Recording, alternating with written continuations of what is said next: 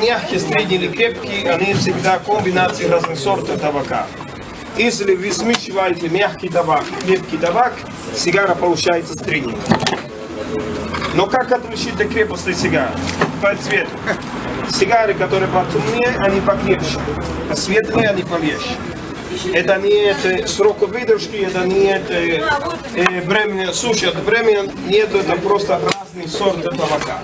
Как у нас для вина есть разный виноград, разные вина, есть тоже разные виды табака и разные комбинации. Первый человек, например, он достает или он берет сердцевину с листа. Почему? Потому что в нем много никотина, и это дает плохой привкус сигары. Хороший, настоящий сигар всегда без сердцевины. Значит, это просто от голода. Papá, pero yo lo aprendí, ¿no? Bueno.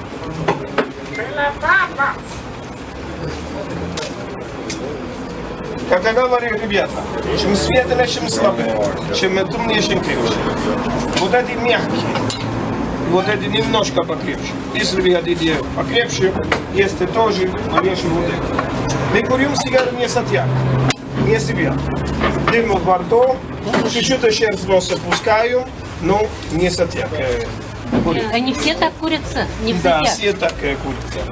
Конечно, если вы курите сигареты, постоянно вы автоматики немножко вдыхаете. Да?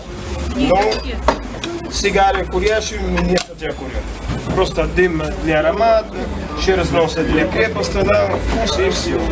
Это они не курят. В прошлом году курили. В прошлом году были сидели, курили. Все курят. Все, которые вы видите здесь. Ну, сейчас нет, но все курят. Мягкие. Что мягкие? Побольше выдержка, получше и тоже подороже. Поэтому есть разная цена.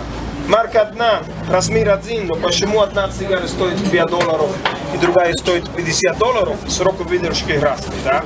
Сигара будет не покрепче, но повкуснее и по аромату. Из остатков можно сигарилла ароматизированный. Нюхайте табак, трушный табак делать, это хорошо.